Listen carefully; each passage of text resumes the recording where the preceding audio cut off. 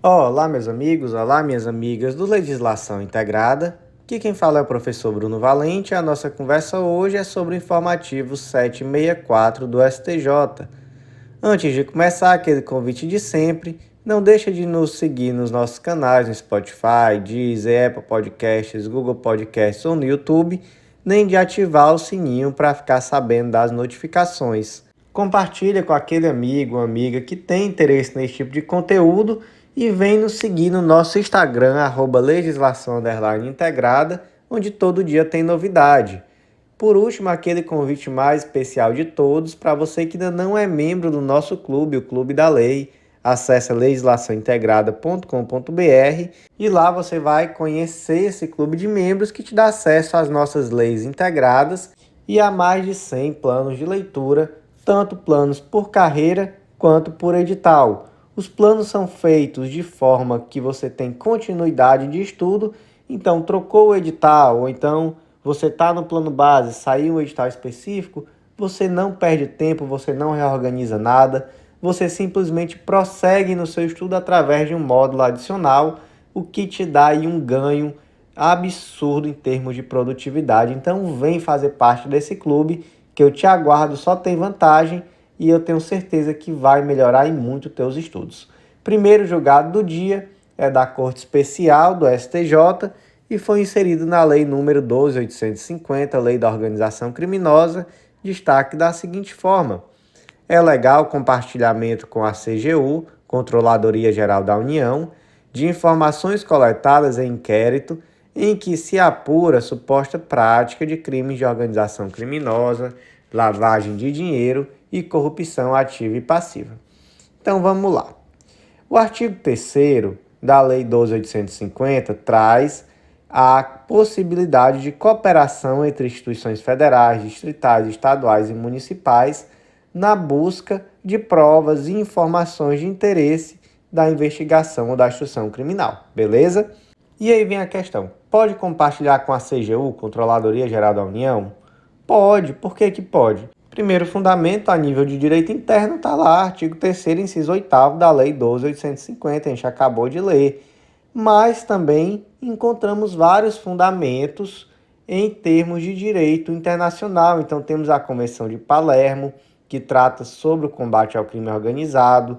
Temos a Convenção de Montreal, artigo 1431, que trata sobre delitos de corrupção e também lavagem de dinheiro, etc., e que trazem essa necessidade de fortalecimento de mecanismos de cooperação dentro do Estado. Tem mais, professor? Tem Convenção de Caracas. Ela está incorporada no direito brasileiro, assim como as outras também. Aqui é o Decreto 4410 de 2002.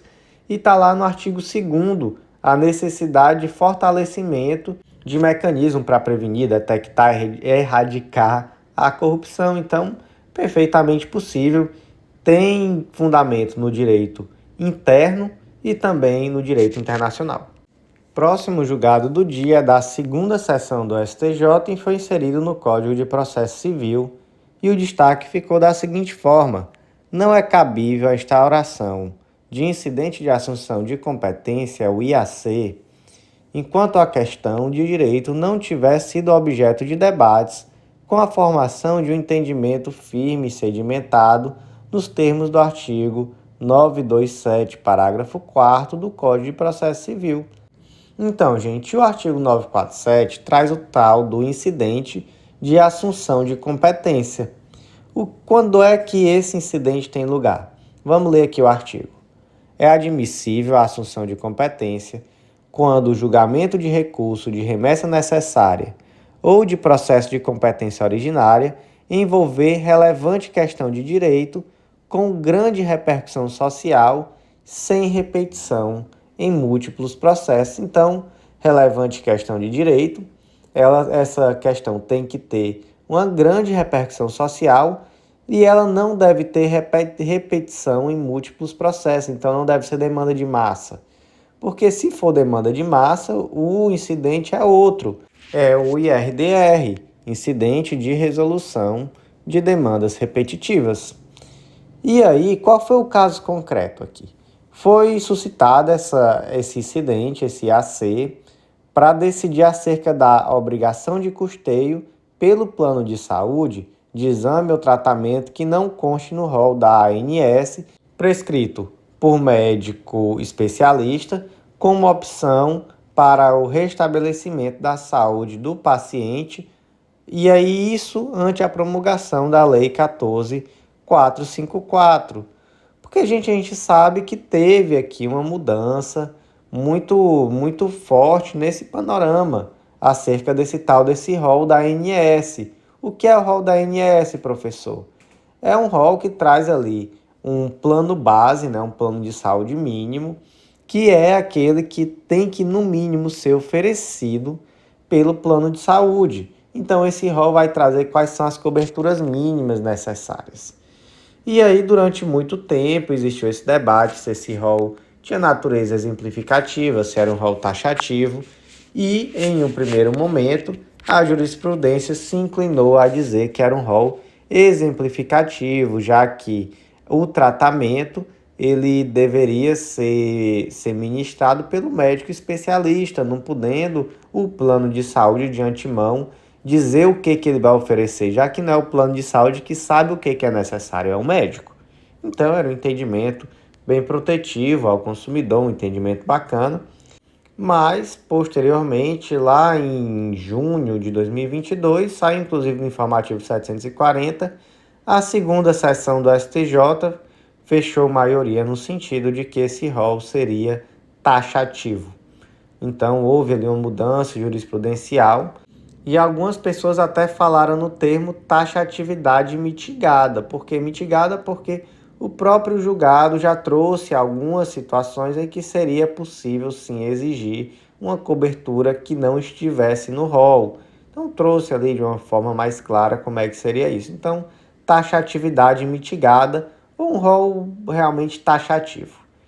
E aí houve uma reação legislativa em relação a isso, porque foi um julgado, eu não sei se vocês se lembram, mas foi um julgado que trouxe uma repercussão social muito forte, inclusive na mídia, inclusive de artistas, enfim. Isso levou a uma reação jurisprudencial, onde se editou a Lei 14.454 de 2022, e esse rol voltou a ter uma natureza exemplificativa. E aqui até se utiliza também o termo exemplificativa mitigada. Olha só, a gente saiu do rol exemplificativo para um rol taxativo que tem quem chame de taxatividade mitigada, e agora é um rol de exemplificatividade mitigada. Que loucura isso, né? Que loucura esses termos. Mas por que é mitigado? Por que não é um rol exemplificativo de forma simplesmente? Porque a lei agora passou a prever de uma forma mais clara quais são os critérios para a adoção de um procedimento que não esteja no rol. Então está lá no artigo 10, parágrafo 13 da Lei dos Planos de Saúde, beleza? Recente, né, professor? Isso aí recente, 2022. Essa lei foi de... Vamos ver aqui qual foi a data, mas não estou encontrando, mas se eu não me engano foi ali novembro, dezembro, enfim, recentíssimo. Setembro, acabei de olhar aqui, foi de setembro. E aí, se propôs aqui um incidente de assunção de competência, se deu início a esse incidente, com o objetivo de quê? De uniformizar qual seria esse entendimento agora, após a edição dessa lei. E aí, houve uma questão de ordem nesse recurso especial no qual foi requerido esse incidente, e o STJ, dentro dessa questão de ordem, entendeu que realmente não era momento ainda. Disse, olha, calma, ainda não teve debate sobre esse assunto de uma forma madura. Vamos primeiro deixar os juízes decidirem, depois deixa os tribunais decidirem, vamos amadurecer, vamos ver o que se sedimenta. E aí, em um posterior momento, podemos sim tentar uniformizar isso aqui, seja através de um incidente de assunção de competência, seja através de um IRDR, né, o incidente de resolução de demanda repetitiva, do que quer que seja o caso nesse momento. mas primeiro vamos amadurecer, vamos sedimentar aqui o entendimento, porque não tem como a gente, nesse momento ainda, fazer aqui uma tese vinculativa. Próximo julgado do dia da terceira sessão do STJ foi inserido no arquivo de súmulas do STJ, especificamente na súmula 235. A súmula diz o seguinte: a conexão não determina a reunião dos processos se um deles já foi julgado. E aí, qual foi o destaque do julgado? Havendo sentença prolatada para o delito conexo, a competência para julgamento do delito remanescente deve ser aferida isoladamente. Em resumo, gente, qual é o debate aqui? O debate é a súmula 235 do STJ, que foi feita no âmbito do processo civil, né? Os motivos, os julgados por trás dessa súmula são de processo civil. Essa súmula tem aplicação também no processo penal? Resposta: sim. Então, é possível aplicar a súmula 235 do STJ também no âmbito penal. Então, vamos lá. O que é a conexão? A conexão, o que ela faz? Ela modifica a competência. Você tem dois crimes que têm relação entre si e, por conta disso, você vai processar esses dois crimes perante o mesmo juízo. Se um dos crimes já está sentenciado, faz sentido ainda falar em conexão? Não, não faz mais sentido. Então, se um dos crimes já está sentenciado, o outro delito não vai ser julgado na mesma vara. Então, não vai mais existir a conexão. Beleza? É isso que o julgado falou. Próximo julgado do dia, inserido na Lei Maria da Penha, Lei número 11.343 de 2006, destaque da seguinte forma: o juízo do domicílio da vítima em situação de violência doméstica é competente para processar e julgar o pedido de medida protetiva de urgência, independentemente de as supostas condutas criminosas que motivaram o pedido terem ocorrido enquanto o autor e a vítima encontravam-se em viagem fora do domicílio desta. Palavra-chave aqui: princípio do juízo imediato. Qual é a fundamentação desse princípio do juízo imediato? Você vai encontrar a fundamentação na Lei Maria da Penha, no Estatuto da Criança e do Adolescente e no Estatuto do Idoso. E esse princípio diz exatamente que as medidas de urgência, medidas protetivas de urgência de caráter penal, devem ser aplicadas naquele juízo que esteja mais próximo da pessoa em situação de vulnerabilidade. Então aqui temos 3 exemplos, né? Uma mulher, uma criança e um idoso. Então, a mulher vive na cidade de Fortaleza, mas ela estava viajando para São Paulo com o marido e sofreu uma agressão. Onde é que aconteceu o fato? Em São Paulo. Ela pode, quando voltar para Fortaleza, requerer uma medida protetiva de urgência? Pode. Ela poderia já ter requerido em São Paulo? Poderia. Nenhum problema. Então, a questão aqui é: existe um deslocamento dessa competência com o objetivo de dar uma tutela melhor à integridade física da vítima, beleza? Pergunta-se: esse deferimento da tutela de urgência em um local diferente do local do fato altera a competência para julgamento da ação penal? Não, não altera a competência para julgamento da ação penal. Julgamento da ação penal é o local do fato. Questão de deferimento de tutela de urgência, de medida protetiva, etc., isso daí é uma coisa, processamento da ação penal é outra. No processamento da ação penal é fundamental que seja o local do fato, porque é aquele local onde, por excelência, vai ser mais fácil chegar a uma verdade acerca dos fatos, fazer uma investigação. Então, é muito difícil, por exemplo, você querer que a polícia do estado do Ceará vá investigar o crime que aconteceu no estado de São Paulo. Faz muito mais sentido que esse processo como um todo, que tudo ali aconteça no estado de São Paulo. Mas a medida protetiva não. A medida protetiva vai poder ser deferida no local onde seja mais conveniente para a vítima. Próximo julgado do dia da primeira turma do STJ e foi inserido na Lei 8.112 de 90, Lei dos Agentes Públicos, e o destaque aqui ficou da seguinte forma: a conduta de filmar, por meio de câmera escondida, alunas, servidoras e funcionárias terceirizadas caracteriza a infração de conduta escandalosa prevista no artigo 132, inciso 5º, parte final da Lei 8.112 de 90, o qual atrai a pena de demissão do servidor público. Gente, que loucura, né, isso aqui? Que loucura, eu fui atrás aqui dos detalhes desse caso. Porque tem coisa que acontece assim que é inacreditável, né? Mas vamos lá. Caso concreto aqui é adaptado, tá, gente? O caso concreto que eu trago é sempre adaptado. Eu nunca trago nome real, nem nada do tipo. Aqui o José, professor universitário de uma universidade federal, inclusive, no caso concreto, ele durante anos escondeu uma câmera em um determinado local da faculdade, onde ele capturava imagens íntimas das alunas, servidoras e de uma funcionária terceirizada, e ele armazenava esse conteúdo em um HD externo. Gente, olha o que se passa na cabeça de uma pessoa dessa. Enfim. Um certo dia ele deixou esse HD externo dando bobeira e um aluno descobriu essas imagens.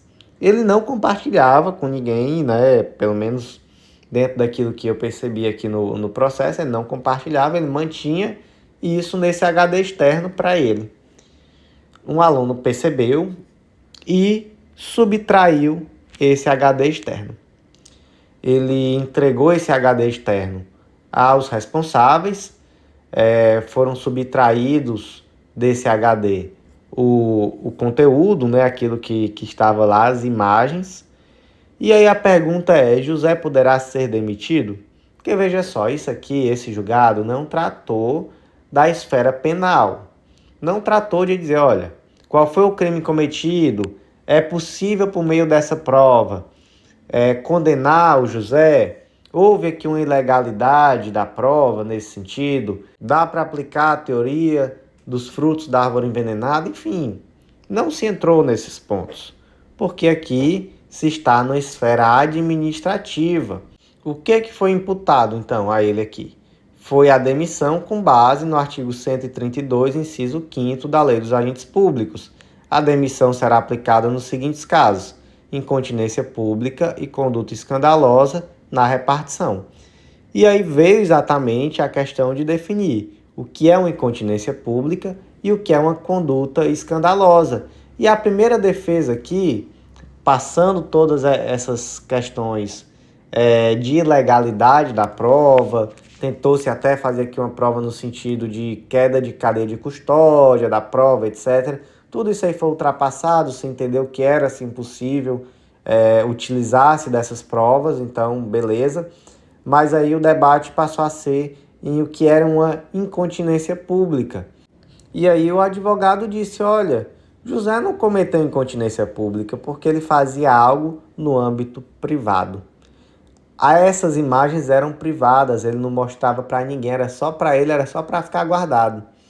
Enfim, hábito, era um hábito dele, filmar as alunas servidoras e deixar guardado, não tem incontinência pública.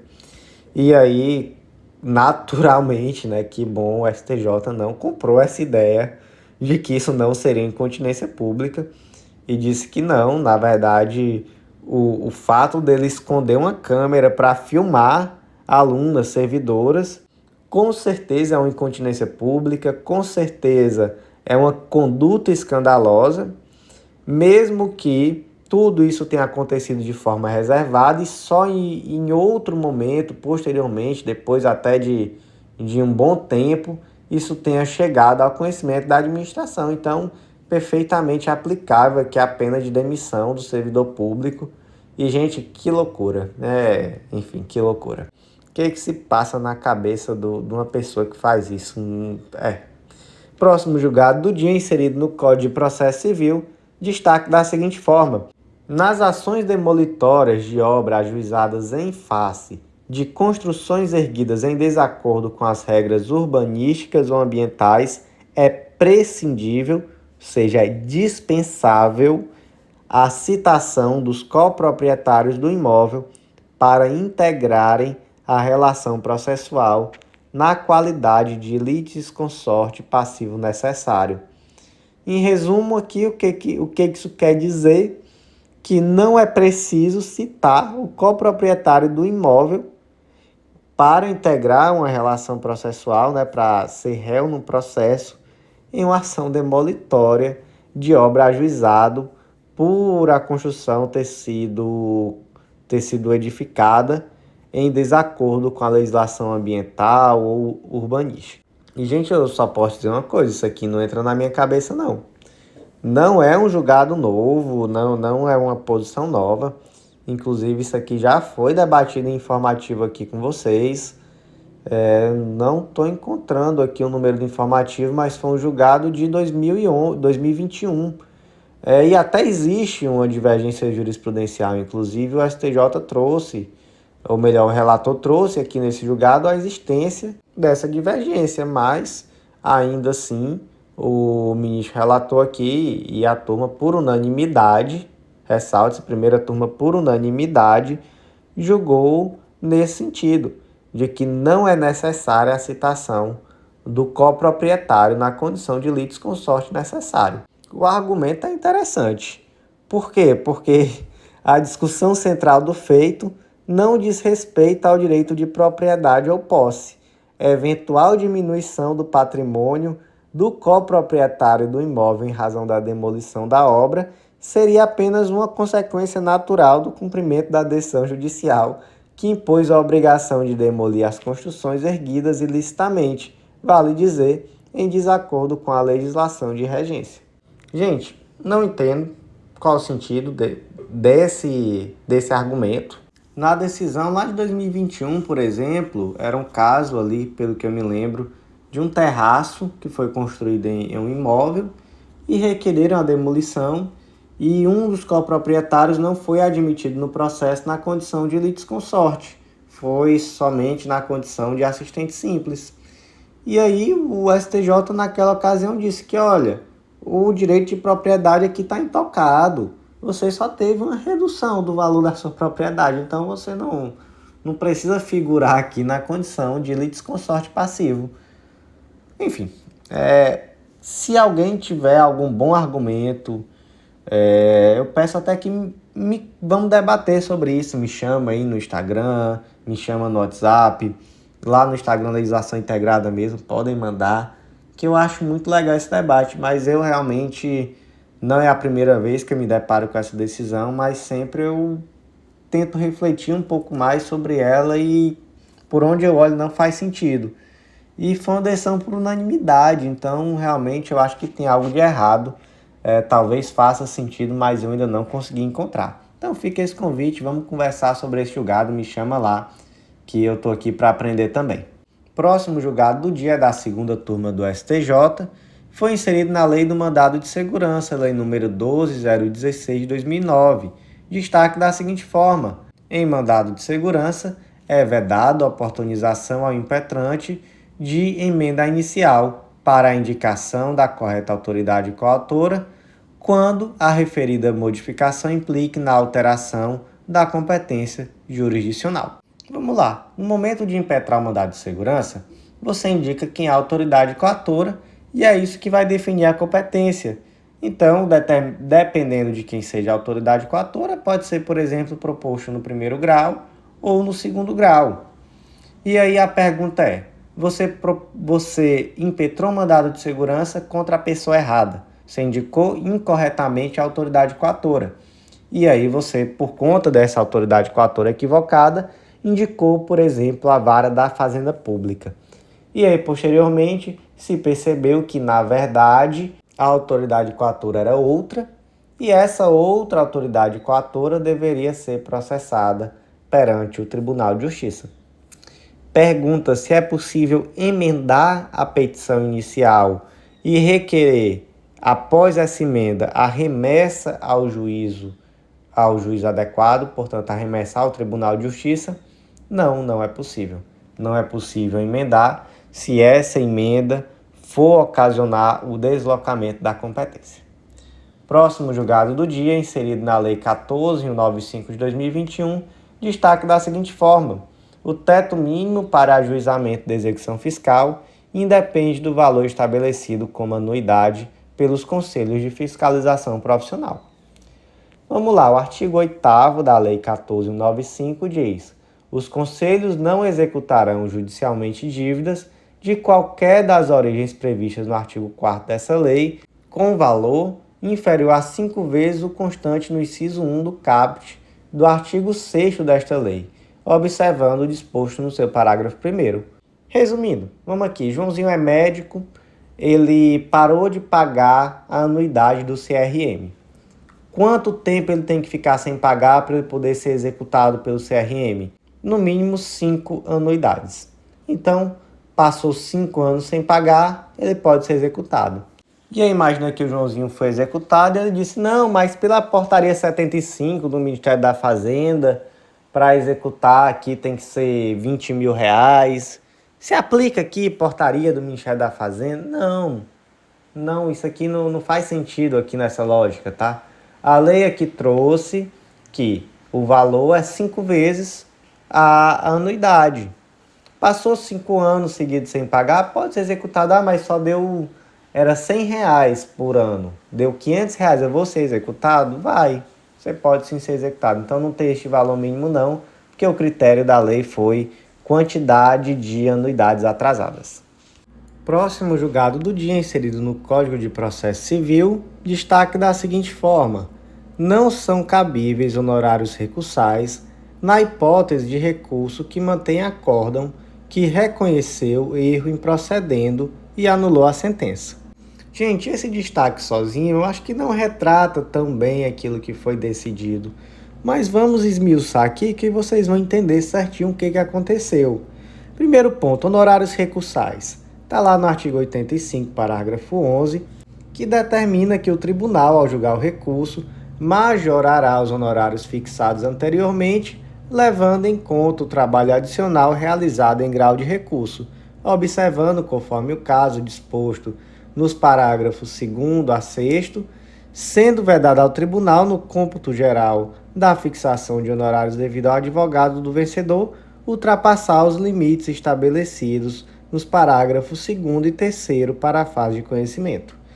Qual é o ponto-chave aqui, gente? O ponto-chave é quando se fala em majorará os honorários fixados anteriormente.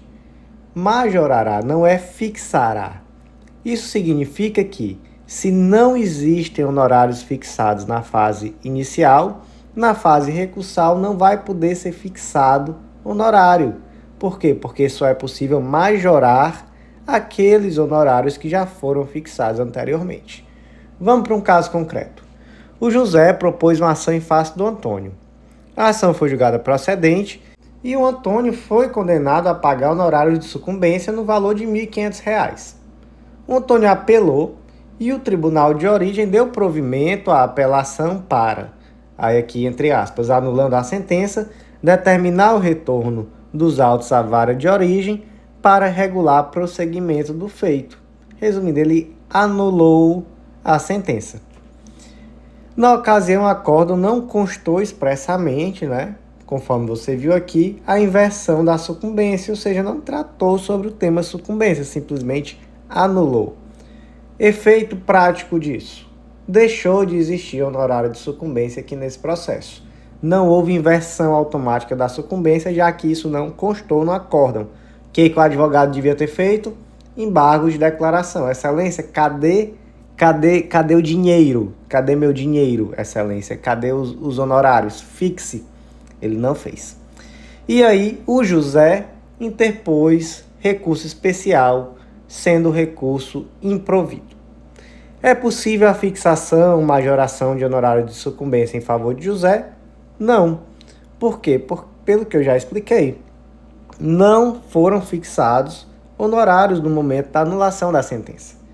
Então, se não tem honorário aqui fixado, não há o que se falar em majorar, porque não tem mais honorários.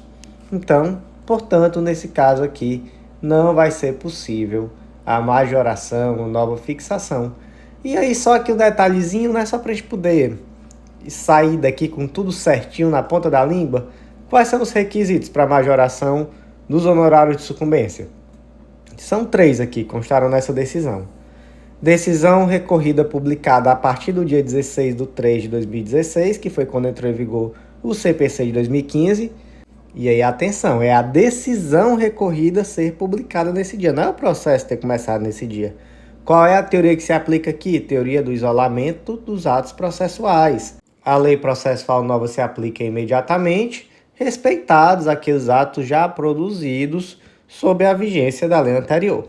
Segundo requisito, recurso não conhecido integralmente ou não provido monocraticamente ou pelo órgão colegiado competente. Então, que, por exemplo, o indivíduo perdeu a ação, recorreu e aí o recurso foi improvido, majora-se os honorários em favor daquele indivíduo que originalmente já venceu e já tinha honorários de sucumbência em favor dele. E terceiro requisito, condenação em honorários advocatícios desde a origem no feito em que foi interposto o recurso, aquilo que a gente já conversou aqui várias vezes, aqui é uma majoração, não é uma nova fixação, então tem que já existir honorários. Próximo julgado é da terceira turma do STJ, foi inserida na Lei de Falências, Lei número 11.101 de 2005, destaque da seguinte forma: a remuneração do administrador judicial é crédito extraconcursal, não se submetendo aos efeitos do plano de recuperação judicial. Bora lá, o que é esse administrador judicial? Ele é um auxiliar da justiça e ele é remunerado de acordo com o que prevê o artigo 24, parágrafo 1º da Lei de Falências. Em qualquer hipótese, o total pago ao administrador judicial não excederá 5% do valor devido aos credores submetidos à recuperação judicial ou do valor da venda dos bens na falência. Beleza, ele é remunerado. Qual a natureza desse crédito? Esse crédito é extraconcursal, então ele não entra no plano de recuperação judicial. Ele é pago antes. Até porque é um crédito que surge após o pedido de recuperação judicial. Então ele naturalmente é extraconcursal. E na falência, gente, também é extraconcursal, tá? E aqui na falência tem previsão expressa, artigo 84, inciso 1, a linha D da Lei 11.101, né, da mesma lei. Então, vamos imaginar que os espertinhos no plano de recuperação judicial foram lá e inseriram uma forma de pagamento ao administrador da recuperação judicial. No plano de recuperação, isso daí é válido? Não. É extraconcursal, não entra no plano de recuperação.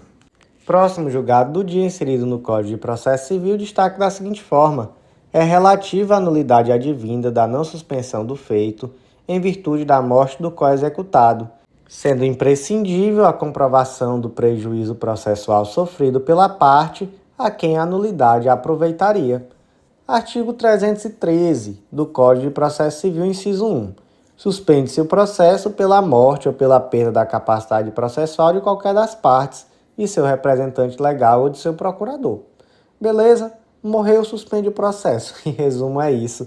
Para quê? Para poder viabilizar a substituição da parte pelo espólio, né? Por exemplo, e, enfim, dar continuidade ao processo. Certo, tem que suspender, mas aí não suspendeu. Qual o efeito disso? É uma nulidade? Sim, não suspender é nulidade. De que tipo? Relativa. É uma nulidade relativa. Então, você tem que requerer essa nulidade na primeira oportunidade, caso não tenha sido de fato suspenso o processo. Não arguiu a nulidade, não demonstrou prejuízo, então não tem nulidade, né? É uma nulidade relativa, então realmente não demonstrou prejuízo, não arguiu no tempo oportuno, já era. Próximo julgado do dia, da quarta turma do STJ, foi inserida no Código Civil, destaque é da seguinte forma: a empresa de administração hoteleira não tem responsabilidade solidária pelo inadimplemento do contrato de promessa de compra e venda de unidades imobiliárias em construção, porquanto não integra a cadeia de fornecimento relativa à incorporação formada pelas sociedades empresárias inadimplentes. Professor, li só o destaque, não entendi o que raios que essa empresa de administração hoteleira está fazendo em um contrato de promessa de compra e venda de unidade imobiliária em construção, né? Que é um contrato de incorporação imobiliária e de venda desse imóvel na planta. O que essa empresa de administração hoteleira está fazendo aí? Nesse caso concreto, em resumo, as empresas fizeram uma espécie de consórcio com o objetivo de vender esses imóveis na planta e existia uma rede hoteleira em que no momento que você assinava o contrato de compra, você também assinava um contrato à parte se comprometendo a aceitar que seria essa rede hoteleira que faria a administração daquele imóvel que estava na planta. Então, vamos dizer que fosse um condomínio, e aí essa rede hoteleira que iria, de fato, fazer toda a administração das áreas comuns e etc. Você já, no momento que comprava, assinava que você estava aceitando isso. E aí o que aconteceu? Aconteceu que as empresas desse consórcio não entregaram o imóvel. Simplesmente venderam e não entregaram. E aí propuseram ação contra as empresas e também contra essa empresa do ramo de hotelaria. E a empresa de hotelaria disse: o que eu tenho a ver com isso? Você celebrou aqui um contrato, você se comprometeu que eu seria administradora do condomínio. Mas esse condomínio nem existe ainda, era um contrato prevendo a situação do futuro. Ou seja, era um contrato com condição futura e incerta. Incerta por quê? Porque para poder eu administrar é preciso primeiro existir essa unidade imobiliária, né? Ou melhor, existir esse prédio, esse empreendimento, e ele ainda não existe. Então, eu não tenho nada a ver com construção, eu entraria aqui em um momento posterior. Tem razão essa sociedade hoteleira? Tem. De fato, ela, tão somente por ser uma futura administradora, que não tem relação aqui, nesse caso concreto, com as outras empresas, no sentido de que não é, por exemplo, uma empresa que faz parte do mesmo grupo empresarial das outras, não, era uma terceira realmente, e ela, de fato, não é responsável por esse BO aí, né, digamos assim, não é responsável pela não construção. Próximo julgado do dia, inserido na Lei dos Planos de Saúde, Lei 9056 de 98, e ela passa por um debate que a gente já teve hoje, né, do rol da Anvisa. Eu vou até inverter aqui um pouco a ordem e vou só trazer aqui novamente uma breve explicação sobre esse rol da Anvisa, porque o julgado aqui é tão específico que no final eu vou só realmente ler aqui aquilo que ficou de destaque. A gente já conversou sobre isso hoje, então acredito que vocês lembram que existe o tal do plano base, né, que é um plano que tem aquilo que é o mínimo que um plano de saúde precisa oferecer, e a Anvisa divulga um rol com os procedimentos mínimos que precisam estar nesse plano base, tá bom? Qual a natureza desse rol? Já conversamos que inicialmente existia uma posição até que majoritária, no sentido que esse rol tinha natureza exemplificativa.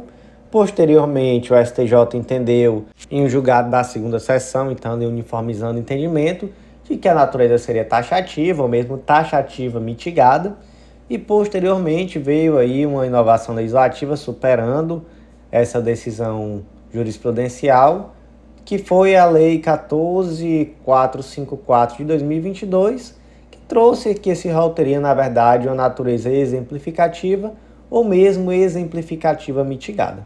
A gente já conversou sobre isso hoje. Essa decisão ela trata especificamente acerca da cobertura do tratamento de psicoterapia para pessoas que estão no espectro autista.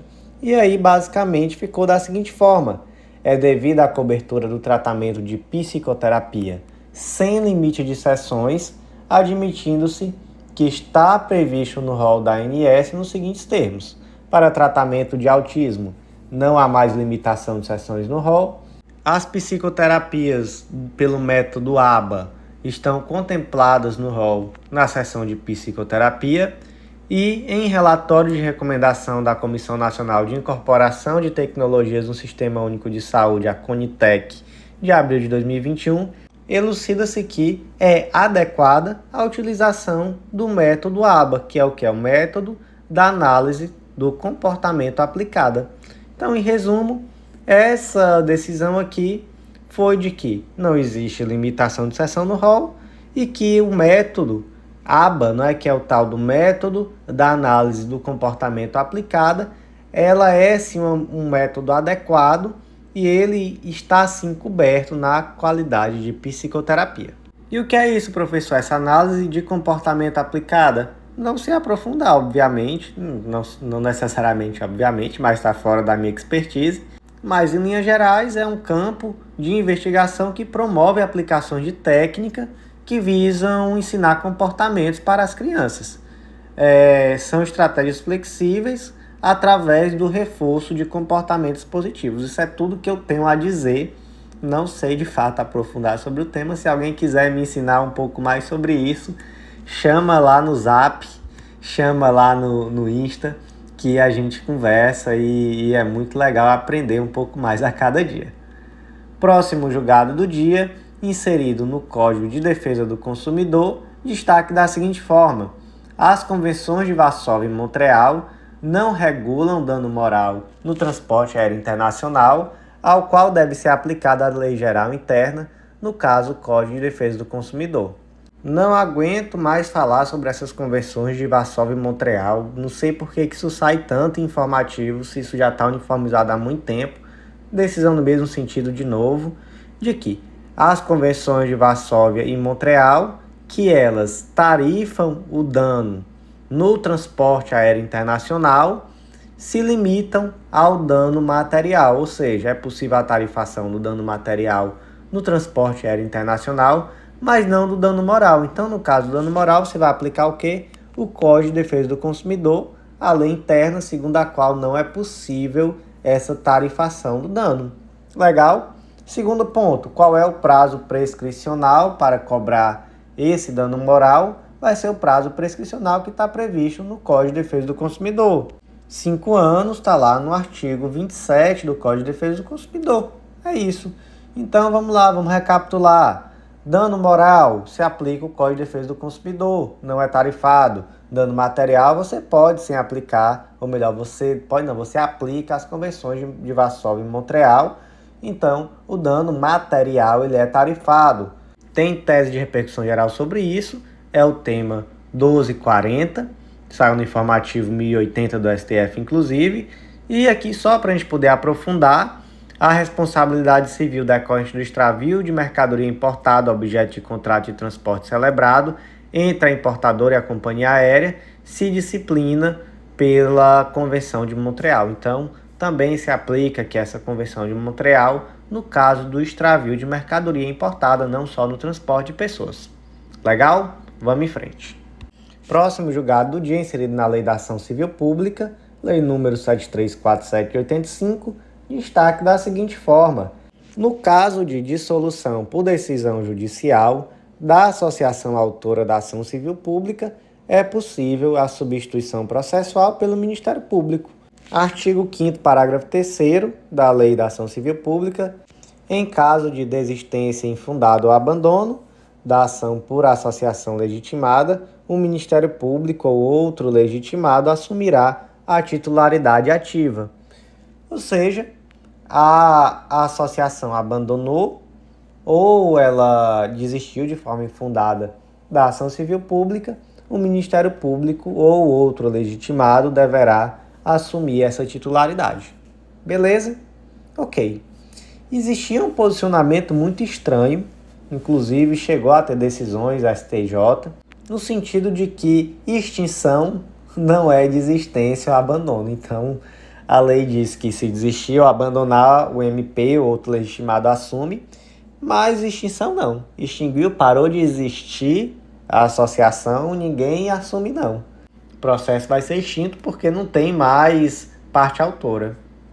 Legal, não faz sentido, né? Então, a STJ entendeu aqui o óbvio: em caso de dissolução por decisão judicial, a associação autora da ação civil pública vai poder sim ser substituída pelo Ministério Público. Qual é o fundamento legal? É o artigo 9º da Lei da Ação Popular, e exatamente esse artigo 5º, parágrafo 3º da Lei da Ação Civil Pública. Próximo julgado, também inserido na Lei da Ação Civil Pública, Lei número 7347 de 85, destaque da seguinte forma: ainda que o processo esteja em curso no STJ, o Ministério Público Federal não possui legitimidade para substituir a associação extinta por decisão judicial em ação civil pública proposta perante a Justiça Estadual. Então aqui a gente fundamenta no mesmo dispositivo, acabei de ler para vocês, artigo 5º, parágrafo 3º, e a situação aqui foi mais ou menos a seguinte: a ação civil pública foi proposta por uma associação perante a Justiça Estadual, recorreu, chegou ao STJ, e em um determinado momento essa associação foi extinta por uma decisão judicial. E aí o Ministério Público Federal tentou assumir essa ação dali para frente. Ele pode? Não, por que ele não pode? Qual foi o fundamento, né, primeiro, do MPF tentar assumir? Ele disse que conforme a Lei Complementar 75, está lá no artigo 37, inciso 1 e 66, é a atribuição do Ministério Público Federal atuar nas causas de competência do STJ por meio de seus subprocuradores gerais da República. Isso aqui, de fato, esse argumento pegou, colou? Não, não colou. Se a ação é perante a Justiça Estadual, quem vai ter que tocar o processo vai ser outro legitimado, dentre esses outros legitimados, o Ministério Público Estadual, não o Ministério Público Federal. Então, o Ministério Público Federal, nesse caso de assumir uma ação civil pública, ele poderá assumir naturalmente quando essa ação civil pública seja da competência da Justiça Federal. Se for da competência da Justiça Estadual, quem assume, como eu já disse, é o Ministério Público Estadual. Iniciados agora os julgados da 5ª turma do STJ, e o primeiro foi inserido no Código Penal, destaque da seguinte forma: antes das alterações introduzidas pela Lei 12.015 de 2009, o Ministério Público já era parte legítima para propor a ação penal pública incondicionada destinada a verificar a prática de crimes sexuais contra crianças. Gente, atualmente, pela redação da Lei 13.718 de 2018, o artigo 225 do Código Penal já determina que os crimes contra a dignidade sexual se procedem mediante ação penal pública incondicionada. Mas, em outro momento, especialmente com a Lei 12.015 de 2009, o crime de estupro, por exemplo, os crimes contra a dignidade sexual, em sua maioria, eram crimes de ação pública condicionada à representação do ofendido. E aí, naquele momento, se já existissem ações penais sobre crimes desse tipo, havia a condição de procedibilidade, que era exatamente a representação dentro do prazo decadencial. Mas o caso aqui é específico, porque os crimes aconteceram entre 2006 e 2008. Então, antes da lei de 2009, em que passou a ser de ação pública condicionada. Mas era uma criança, então foi um crime sexual contra criança. E nesse caso de crime sexual contra criança, já era crime de ação penal pública incondicionada. Então, realmente, independentemente aqui da lei nova, já era ação penal pública incondicionada, então não há que se falar em decadência por não representação, porque não era necessário. Próximo julgado do dia, inserido na Lei 8.137 de 90, Lei dos Crimes contra a Ordem Tributária, destaque da seguinte forma: o fato de a referida dívida estar garantida por contrato de seguro no bojo de execução fiscal movida contra o contribuinte não descaracteriza a materialidade dos crimes fiscais. Quais foram os crimes aqui praticados? No caso concreto, foi o do artigo 1º, incisos 2 e 5º, fraudar a fiscalização tributária, inserindo elementos inexatos ou omitindo operação de qualquer natureza em documento ou livro exigido pela lei fiscal, negar ou deixar de oferecer, quando obrigatório, nota fiscal ou documento equivalente relativo à venda de mercadoria ou prestação de serviço efetivamente realizada ou fornecê-la em desacordo com a legislação. Basicamente, o que a pessoa fez aqui? Ela indicou como isentas mercadorias que eram tributáveis e ela vendeu sem emissão de nota fiscal. Só que, gente, aqui é um crime tributário, né? Isso aqui é crime de rico. Crime de rico tem uma peculiaridade. Porque se o pobre furta um pacote de macarrão e depois ele devolve, ele vai no máximo ter ali uma diminuição da pena dele. Mas para o rico é diferente, crime tributário é diferente, a gente é garantista. No crime tributário, se você pagar o tributo devido a qualquer momento, existe a extinção da punibilidade. Olha só como o legislador foi garantista em relação aos crimes tributários. É bonito de ver. Professor, e se não pagar, se só fizer parcelar? Fiz aqui o parcelamento da dívida, aí você suspende, né?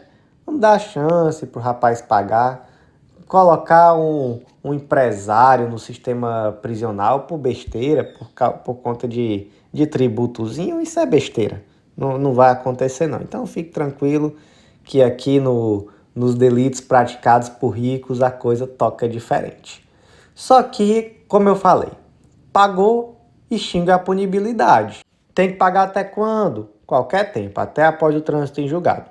Mas eu não estou com dinheiro para pagar não, eu parcelei. Você suspende o processo. Legal. Só que nesse caso concreto aqui, a empresa nem pagou, nem parcelou. Simplesmente ela trouxe no bojo da execução fiscal um contrato de seguro. Ou seja, ele trouxe uma garantia da dívida através de um contrato de seguro. E aí isso afasta por si só a punibilidade do crime, ou isso suspende o processo. Não, isso aqui não faz nada. Então trouxe, legal, que bom, está garantida a execução, mas você continuou praticando o crime aqui do artigo 1º, inciso 2 e 5º. Próximo julgado do dia da 6ª turma do STJ foi inserido no Código Penal destaque da seguinte forma: a confirmação pelo tribunal do júri da dissimulação ou do meio que dificultou a defesa da vítima deve ensejar uma única elevação em decorrência da qualificadora do artigo 121, parágrafo 2º, inciso 4º do Código Penal, ainda que quisitadas individualmente e não guardem relação de interdependência entre si. Interessante esse julgado. Esse julgado aqui é a cara da prática e a cara de provas, de prova prática também. Cara de prova de sentença, de prova de defensoria. Isso aqui é legal para uma peça prática de defensoria, viu? Legal mesmo. Então, preste muita atenção. Tudo que vai envolver aqui dosimetria da pena é isso aqui que você tem que saber para fazer uma sentença penal linda, para fazer uma peça prática penal linda. Resumindo, vamos aqui artigo 121, parágrafo 2º, inciso 4. Se o homicídio é cometido, homicídio qualificado, né? A traição, emboscada ou mediante dissimulação ou outro recurso que dificulte ou torne impossível a defesa do ofendido. E aí aqui eu trouxe um caso concreto, mais simples e impossível, só para ilustrar. Um médico foi denunciado por homicídio qualificado. No plenário do júri, o Conselho de Sentença reconheceu a existência de dissimulação e do uso de meio que impossibilitou a defesa da vítima. Foram quisitados separadamente. Inclusive, se naquele caso concreto sequer guardava relação entre si uma coisa e a outra. O indivíduo, o médico, ele foi dissimulado, ele utilizou de dissimulação e em outro momento ele ainda utilizou um recurso que impossibilitou a defesa da vítima. E aí, como é que você vai fazer a dosimetria disso? Você vai aplicar 2 vezes o aumento? Como é que você faz? Você considera como uma única qualificadora, você considera que é uma única vez, tá bom? Então, você vai então somente se utilizar aqui da pena base do homicídio qualificado em virtude dessa qualificadora. Perfeito? Uma única vez. Próximo julgado do dia inserido no Código de Processo Penal destaque da seguinte forma: é possível a antecipação de provas para a oitiva de testemunhas policiais, dado que, pela natureza dessa atividade profissional, diariamente em contato com fatos delituosos semelhantes, o decurso do tempo traz efetivo risco de perecimento da prova testemunhal por esquecimento. Onde é que está esse tal da produção antecipada de provas? Está lá no artigo 366 do Código de Processo Penal. Se o acusado, citado por edital, não comparecer nem constituir advogado, ficarão suspensos o processo e o curso do prazo prescricional, podendo o juiz determinar a produção antecipada das provas consideradas urgentes e, se for o caso, decretar a prisão preventiva nos termos do artigo 312. Ou seja, qual é a situação aqui? O acusado ele foi citado por edital, ele não compareceu, ele não constituiu advogado. Aí o que se faz? Se suspende o processo, o curso do prazo prescricional, e aí o juiz pode determinar, a produção das provas consideradas urgentes. Por que eu frisei esse pode? Porque é necessário fundamentar, não é sempre. É necessário que exista uma fundamentação concreta. Inclusive tem uma súmula, a súmula 455 do STJ. A decisão que determina a produção antecipada de prova com base no artigo 366 do Código de Processo Penal deve ser concretamente fundamentada, não a justificando unicamente o mero decurso do tempo. Ou seja, o juiz não pode simplesmente dizer, está demorando muito aqui para a gente localizar esse indivíduo, vamos logo produzir aqui as provas. Por quê? Porque é um dano, né? É complicado as provas serem produzidas sem o réu. E aí, de fato, é algo extraordinário. Por que que se produz as provas antecipadamente? Para poder evitar o perecimento. E aí, nesse caso concreto aqui, que não é novidade também, né? Tem bastante julgado já sobre o assunto, inclusive no STJ, trata do policial militar, que é aquele indivíduo que, pela sua própria atividade profissional, ele está toda hora diante de crimes dos mais diversos. E aí, por conta disso, se entendeu que esse policial militar ele tem uma probabilidade muito grande de se esquecer realmente do crime, de se esquecer dos detalhes sobre como aconteceu. Então, em relação a esse profissional, existe um risco efetivo de perecimento da prova testemunhal. Então, o STJ entendeu que, em relação à testemunha policial, é possível sim essa oitiva antecipada, com o objetivo de evitar esse esquecimento e esse perecimento da prova testemunhal. Próximo julgado do dia, inserido na Lei de Execução Penal, Lei nº 7.210 de 84, destaque da seguinte forma: não é cabível a remissão penal por aprovação do Enem ao reeducando que já havia concluído o ensino médio antes de ingressar no sistema prisional. Então vamos lá. Remissão da pena. Artigo 126 da LEP, o condenado que cumpre pena em regime fechado ou semiaberto poderá remir por trabalho ou por estudo parte do tempo de execução da pena. Como é que funciona essa remissão? Um dia de pena a cada 12 horas de frequência escolar, divididas em no mínimo 3 dias, ou um dia de pena para cada 3 dias de trabalho. O professor pode trabalhar e estudar e aí dessa forma remir 2 dias para cada 3? Pode, legal, pode trabalhar e estudar. Professor, e o autodidata? Então imagina que o indivíduo tá preso, não tem estrutura, não tem escola, não tem nada lá dentro, mas ele estuda sozinho, ele fez inclusive a prova do Enem, foi aprovado, ou então ele fez a Enseja, que é aquela certificação, né, aquela prova hoje, que se destina exatamente a certificar o ensino médio àquele indivíduo que estava fora do sistema escolar. Essas pessoas, elas podem ter parte da pena remida em virtude dessa aprovação no Enem, por exemplo? Pode sim, inclusive desde 2013 existe uma recomendação do CNJ, a recomendação 44, exatamente nesse sentido. E essa recomendação foi, em 2021, revogada e atualmente o que vigora é a resolução número 391 de 2021, que também traz essa possibilidade, né? Vamos ler aqui, artigo 3º, parágrafo único. No caso da pessoa privada de liberdade não estar vinculada a atividades regulares de ensino no interior da unidade e realizar estudos por conta própria ou com acompanhamento pedagógico não escolar, logrando com isso obter aprovação nos exames que certificam a aprovação no ensino fundamental e médio, aí tem o Enseja ou outros, e a aprovação no Enem será considerada como base de cálculo para fim de cômputo das horas, visando a remissão da pena, 50% da carga horária definida legalmente para o nível de ensino médio ou fundamental, no montante de 1.600 horas para os anos finais do ensino fundamental e 1.200 horas para o ensino médio ou educação profissional técnica de nível médio, conforme a resolução número 03 de 2010, artigo 4º, resolução essa do Conselho Nacional de Educação, acrescida essa carga horária de 1/3 por conclusão de nível de educação, a fim de dar plena aplicação ao disposto no artigo 126, parágrafo 5º da LEP. O que diz o 126, parágrafo 5º? Que o tempo a remir em função das horas de estudo será acrescido de 1/3 no caso de conclusão do ensino fundamental, médio ou superior durante o cumprimento da pena, desde que certificada por órgão competente do sistema de educação. Então vamos lá, vamos resumir isso aqui tudinho.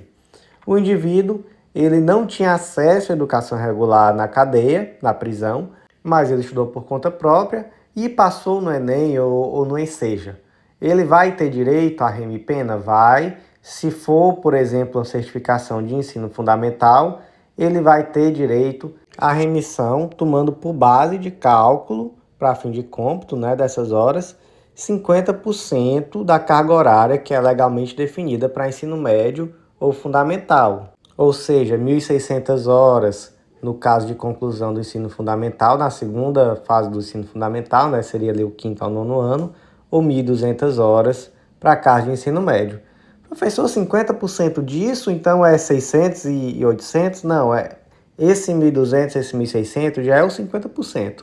Inclusive, teve julgado, tanto do STF quanto do STJ, os dois saíram informativo 1089 do STJ, julgado da terceira sessão, e informativo número 1011 do STF, dizendo que 1.600 e 1.200 já é a base de cálculo. Então, isso aqui já representa 50% da carga horária, tá bom? Vamos lá. O caso concreto aqui é específico, porque o indivíduo ele já era graduado, ele já tinha o nível médio. E aí, ele prestou a prova do Enem e foi aprovado. Ele vai ter direito a remir? Não. Por que ele não vai ter direito? Porque o fato gerador dessa remissão é a atividade ressocializadora do estudo e não a realização de prova vestibular. Então, por conta disso, a resolução 391 do CNJ não elencou o Enem ou o Enseja como hipótese de abatimento da pena. É somente aqui um instrumento para avaliação e certificação do aprendizado por esforço próprio. Em resumo, não adianta esse indivíduo já ter um ensino médio e prestar Enem para tentar remir a pena. E essa pena vai ser remida caso ele tenha de fato estudado na prisão, foi ali um autodidata, e ele prestou a prova, seja do Enem, seja do Enseja, e aí conseguiu a aprovação. Então, nesse caso, ele vai ter direito à remissão de pena. E, gente, por hoje foi isso. Agradeço a você que ouviu até o final. Fica aquele convite de sempre, acesse a legislaçãointegrada.com.br, vem fazer parte do nosso clube, que eu estou te esperando, e vem também, continua nos acompanhando, que eu te aguardo no nosso próximo podcast. Até lá!